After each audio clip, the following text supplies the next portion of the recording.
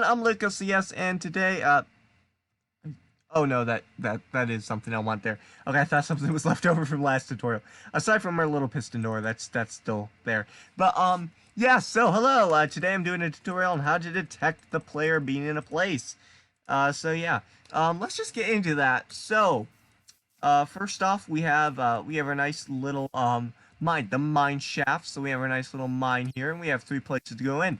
And it will let us know, tell us where we are, because apparently this sign is not enough as soon as we go in. So, obvious pressure plate. We got our pickaxes here, and we have this, obvious pressure plate here, but we kind of have to touch it. And it says, welcome to the mine. So that is one way to detect when the player walks through an area. The other way, camouflage pressure plate. You might almost not even be able to tell it's there, but if you get up fairly close and get a good look at it, you can clearly see there is a pressure plate there. It's there, you can see it, and that's that. Now, there are different pressure plates. So if we look it up, we have the stone, we have all the different plank versions, so the wood planks, oak, spruce, etc. And we have the weighted pressure plates, the light and heavy one, which is the gold, and the iron, which they actually output different signals depending on how much weight is on them.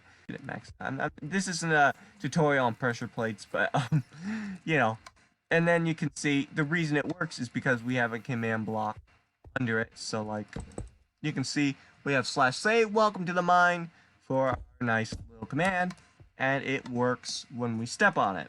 So that's the /say command for you, just /say your text, and just a demonstration for how this part works, which I think we kind of went over it in the last video. When redstone runs over blocks, it activates the stuff beneath it, even through one block like this.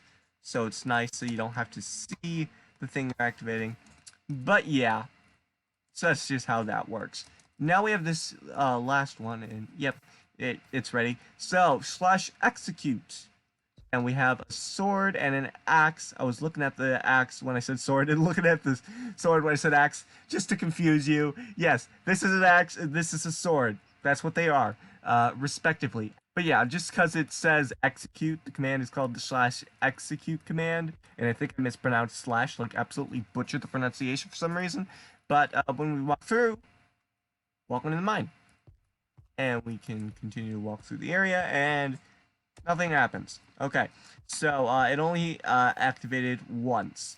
So we are using what is called the /execute command, hence the sign here. Let me just, there we go. So of course, that is what we are going to be doing a tutorial on today. So right over here, every time I was doing a test recording a minute ago just to get it down what I wanted to do, because I felt like the last video was a little unfocused. And when I came here, the exact same time, exact same spot, I swear that sound played. Alright, and I'm not gonna get off track anymore in this video, but that was kind of funny. That was just too funny. But yeah. So anyways, we have this /execute command, which will test for the player being in that location. So if we look over here, when we walk through, I believe it is between this spot and this spot, between here and here, it will detect when the player is there and then run the command.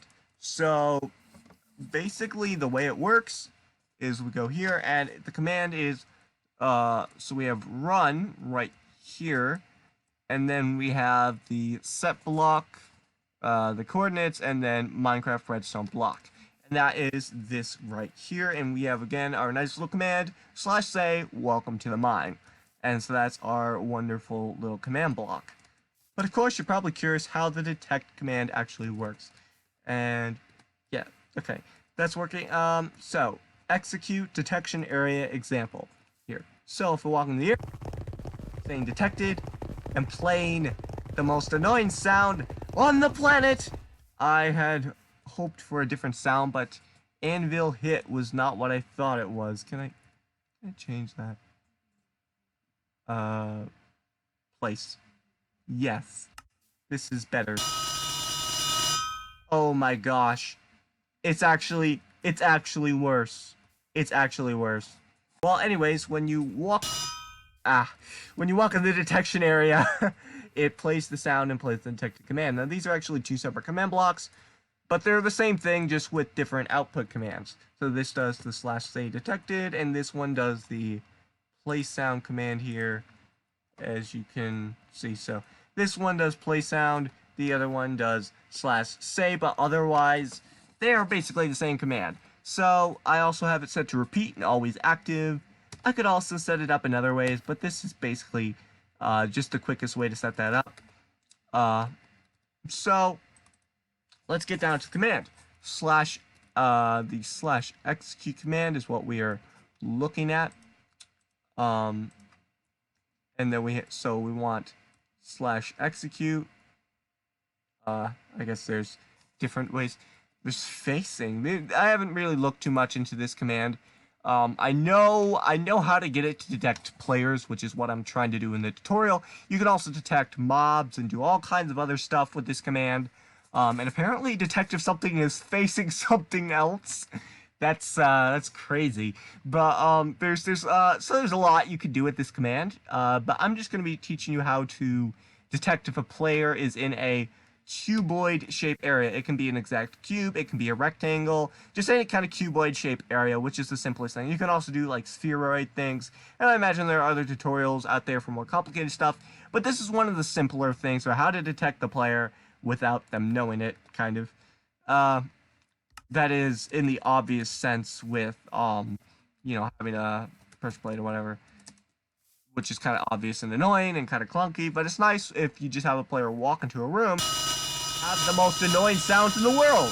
So, or whatever it is you want to trigger. So we have /execute if entity, and then we want @a, which will mean any player or all players. So when a player walks in here, whatever player it is, and you can also do other things like @p.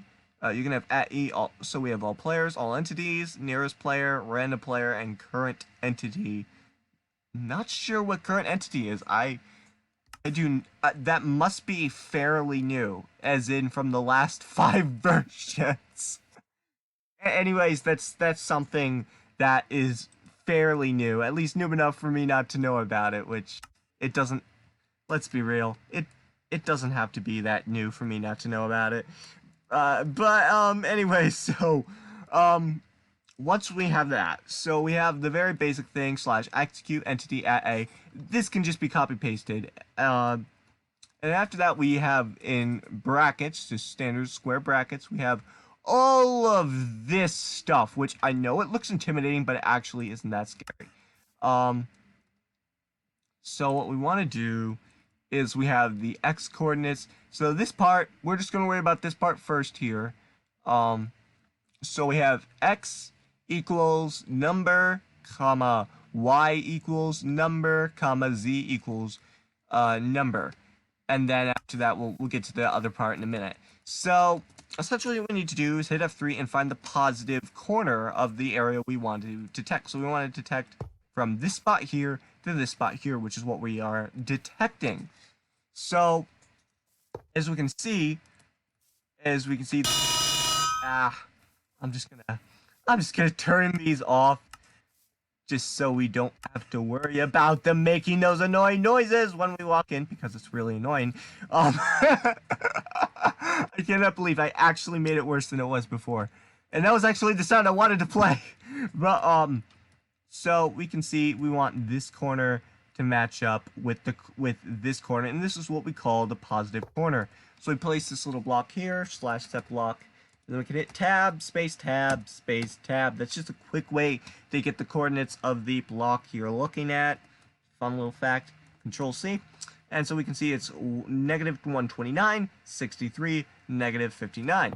So that's pretty easy, right? And we just go ahead for the x coordinate, which is the first one. We just go -129 for the y coordinate, which is the second. We do 63, which is our up and down. And also, if we want to hit F3, we can see right here, facing east towards positive x, and we have positive z, or negative z rather, and negative x and positive z and stuff, so we can see what directions we're looking at, and that is going to be important in a second. So we just put in the x, y, and z in here. It's a little bit more broken up and a little different, but it's the same general concept as most other commands. And now we have the dx, the dy, and the dz. And you might be saying, what is that? Well, I don't really know what the d part stands for, but it's x, y, and z again. So from here, we go 1, 2, 3 blocks out, 1, 2, 3 blocks out, and then we have 1, 2, 3 blocks out there as well. So we're going 3 blocks in all directions, so it's a lot easier. Of course, if you wanted a more rectangle shape, then we can just look at, okay, we are looking at positive x towards positive x, and therefore if we wanted to make it longer this way, then we would have it be longer that way, obviously, and have the x coordinate, the x here, be something like, let's say we wanted it to be 5, and we could just put it back on, and we can see that even if we, we can just see that even if we walk, see, that's still working, even 5 blocks out, so it's a bit farther, so that's more or less how that works. And we just go 3 out that way, 3 out that way, 3 out that way, 3 up. Very simple. It's not as hard as it looks, and that's just for the dx, dy, and dz. It looks very intimidating, but it actually is just x, y, z coordinates, and then how many blocks out in each direction you want. It's actually not very hard. It's just a matter of getting the syntax right, which is important. So, we have the x equals, and then the number, and make sure to put a comma in between, not a period, but a comma, make sure it's a comma, and, we have comma between each one, and you just need to make sure it is in the square brackets. And then after that, we have our run thing, and then we have say detected, which is our command we want to output. Now, you might be saying, well, that doesn't work very well, because let's say we have a command like this, and we want it to run a whole bunch of commands in a particular order. As you can see, I set up this basic little thing, just as a simple little example, is counting essentially, and then lights that thing up. So it's fairly simple here. It's not really, but it's a fairly large set of commands, and it's like, well, I want to activate all those when the player walks through a little section, and that's where this part in here comes in. Now, as you can see, I don't have a /say command, even though I easily could do that. Instead, I have it so it sets a redstone block right here. So if you want to see, for instance, I go ahead and I walk here, and it only does it once instead of every, tick. It only does it once, and we can see because it placed the block here and activated the command. So right here, like, I pressed this button and it went all the way through, but if I press the button again without changing anything, I mean, I did break those blocks, but it doesn't make any difference. I could press the button multiple times, and it could screw up the redstone. And we have the commands going multiple times, and all sorts of annoying stuff that I'm sure we don't want. So, a really nice, simple little solution for this is just to use a /setBlock command for this block right here, which is both nice for doing commands once, or if you want to activate a whole slew of commands from afar with only one command block. If you're like just type for space or whatever, if you're going to fit one little command block in there, you can activate a whole slew of commands from somewhere else. You just go ahead and press it. It just places the redstone block, and it all works. And it goes all the way across, and does the whole little thing, and does that. Now, and actually, we could actually go ahead and, now that's actually, okay. So if we just go ahead and copy paste this nice little thing here, and put this in here, to replace it. Now, it is important when we do the run command, as you can see, I messed up here, and I put a slash in there. It is important. Now, usually with command blocks, now in a command block, like with this right here, I can do slash say welcome to the mine. But if I deleted the slash, then I could just go ahead and do it and it would work anyways. In the chat, if you say hi, it would do that. But if I did slash say hi, it would do that. So, you know, in the chat, you need the slash, which is just why I personally choose to use a slash on the command block. Some people don't. But it is important that after the run part, where you actually run a command, it is important you do not use a slash. No slash. It is very important. So we want set block, and we just have that. So now, this time when we walk in, well, first I need to destroy this block here to get rid of that, and wait for that to go down, because we don't want that. That should be good. So now, if we walk in here, it will run the command, as you can see. And we continue to stand in here. It doesn't mess up the command or anything. And that all works. So that's more or less how we use the slash execute command. I hope you enjoyed the video. If you did enjoy it, if you found it helpful, make sure to like and subscribe. Hit the notification bell for more videos, Minecraft videos and non-Minecraft videos, just different gameplay related videos and tutorials and different things. Check out the rest of the channel. You know, I have a lot of nice stuff on here, or at least I like to think of it. As nice. Yeah, so I have some other content on here. Make sure to check out the rest of the channel, subscribe, hit the notification bell if you do subscribe, because, you know, what's the point here? I just broke blocks. But, yeah. Thanks for watching and all that stuff. Like, comment, subscribe, hit the notification bell, all that nonsense that YouTubers annoy you with and tell you to do. And, yeah, so, thanks for watching. Goodbye.